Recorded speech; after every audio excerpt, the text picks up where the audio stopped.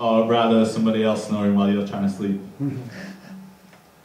And dusk, forever moon will dote on sun, deterred not by definitive expanse, so flirting dark and heat of day conceive humidity as thick as sweaty balms.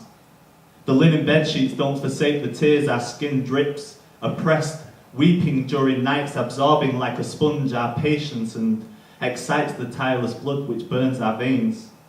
I shouldn't let it get to me, I think. Who doesn't struggle with the pressing clouds and dampening of all that should be dry? My back's a clammy canal fumbling down. You snore.